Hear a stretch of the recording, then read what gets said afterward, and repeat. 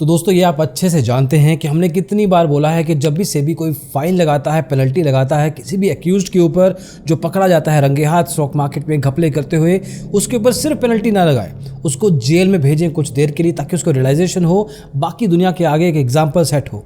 विश्वास नहीं आता? ये देखिए, सलाखों के पीछे डाल दिया, लेकिन जब जेल हो जाएगी ना तब नानी याद आ जाएगी और फिर शायद ये काम दोबारा ना करे। इसमें कुछ और ऐसा करना चाहिए जिससे इनसाइडर ट्रेडिंग की प्रैक्टिसेस ही बंद हो जाएं। तो कहा है ना, लेकिन इस बार सेबी ने एक्चुअली में बात मान ली है, जेल हुई है एक एक्यूज्ड को जिन्होंने गलती की थी। क्या है सारी डिटेल्स, आइए जानते हैं।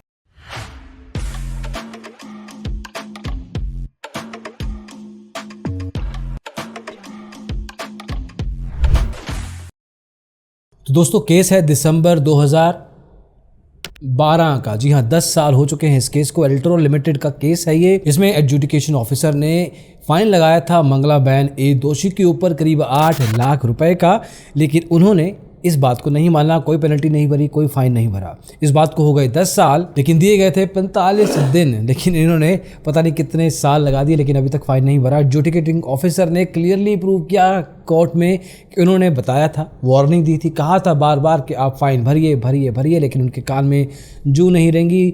लेकिन इस केस में अब फाइनली सेबी ने पैर रख दिया है। सेबी की स्पेशल कोर्ट ने उनको 8 नहीं 25 लाख रुपए का फाइन देने को कहा है और साथ में कहा है कि 6 महीने की आपको जेल की सज़ा भुगतनी पड़ेगी। सिंपल जेल है, इसमें कोई आपको हार्ड एंड फास्ट कोई रूल फॉलो नहीं करने, लेकिन जेल में रहना पड़ेगा। अभी एक एग्जाम्पल सेट होगा दोस्तों। सोसाइटी में बेइज्जती होती है ना जब, तब पता लगता है कि किस तरीके की प्रॉब्लम आप करते रहे हैं। सिर्फ पैसे दे के चुकने से और उससे फ़र्क नहीं पड़ता काफ़ी लोगों को। अब जाके एक एग्जाम्पल सेट हुआ है। कुछ और चीज़ें भी हैं जो सेबी कंसिडर कर सकता है। पहले तो 10 साल नहीं लगने चाहिए इंडिया में। Justice not being served is also justice denied, कितनी फिल्मों में देखा है, लेकिन एक्चुअल में रियलिटी है। दिसंबर 2012 का केस है और अब जाके सॉल्व हुआ है।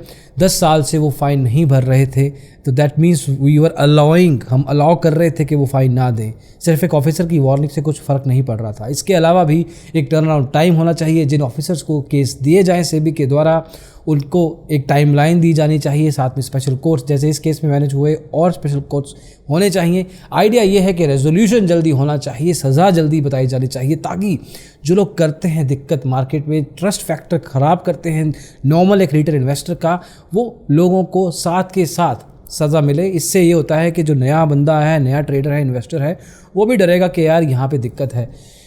That is the standard मेहदबी ji that we sort of expect from SEBI, and since you are here, तो आगे चल के होपफुली आप नई चीज़ें लेके आएंगे। जैसे आप मार्जिन रूल को लेके कुछ ना कुछ कदम उठा रही हैं, बहुत बढ़िया।